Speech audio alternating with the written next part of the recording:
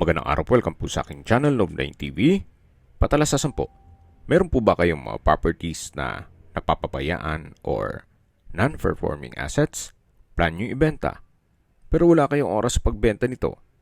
Kung ito'y pagkakatiwala nyo po sa amin, tawag lang po kayo sa aking numero, usap po tayo, gawin ko po ng video for free. Yes, libre po, wala po kayong babayaran. Tutulungan pa namin kayong mabenta ang inyong property. Kami na po bala sa marketing, sa boosting or paid ads. Even sa tripping, hindi na po kayo mapapagod sa pag-entertain ng mga buyers. Kami na po bala sa lahat. Tawag lang po kayo. Nandito po tayo ngayon sa St. Charbel Subdivision dito sa Dasmariñas, Cavite. Meron po tayong bagong video presentation. Isang residential lot, lot area na 150 square meters. Ito po'y titulado, buhay po ang may-ari, kaya wala po kayong maging problema sa documentation o sa transfer ng title. Mula po dito sa cemented road, medyo elevated po ang lupa, kaya hindi nyo na po kailangang magpatambak at ito'y patag. Ang hugis ng lupa po ay regular cut o eskwalado. Then sa dulo po ay yung perimeter fence. Ibang area naman po yan, hindi yan sakop ng subdivision. Kumpleto din po ang amenities at meron pong 24 hours security. Dalawa po ang entry at exit points nitong subdivision.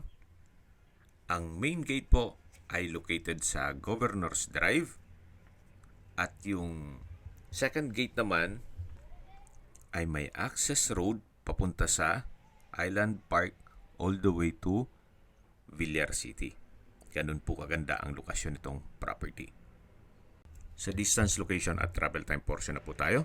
Mula po sa SM Dasmariñas at Robinsons Mall, pati po sa Asian Medic Hospital, ang distance is 2.1 kilometers at ang travel time is 7 minutes. At yan po yung lagi kong binabanggit sa inyo na dapat nyo i-consider sa paghanap ng property, yung meron pong malapit na hospital. Hindi ko naman po sinasabing sakitin kayo. Yan naman po for emergency purpose lang naman. At mula naman po sa St. Paul College, Island Park Campus, ang distance is 3.7 kilometers at ang travel time is 8 minutes.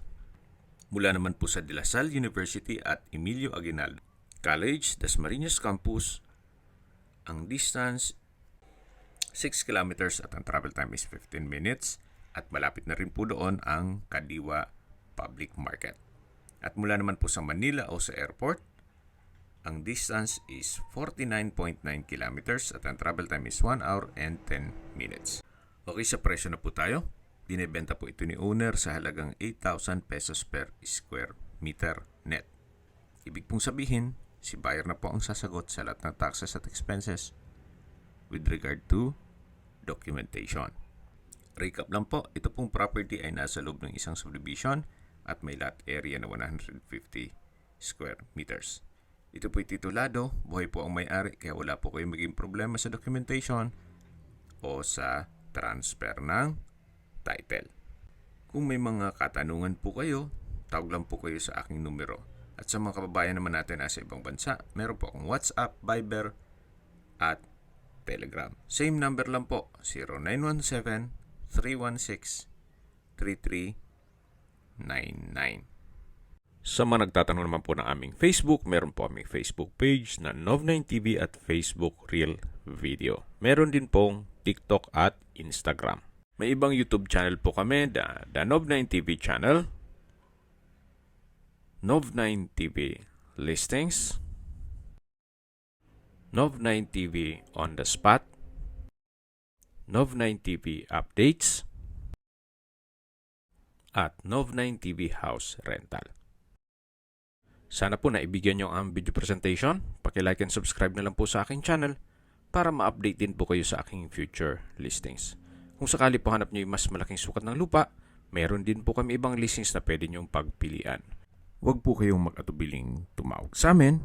Then, let us know your budget para malaman namin kung anong property pwede naming ilog sa inyo. Sa lahat pong viewers, subscriber at nagtiwala po sa amin, salamat po sa suporta. Ingat po kayo lagi at yung pamilya. Maraming salamat po.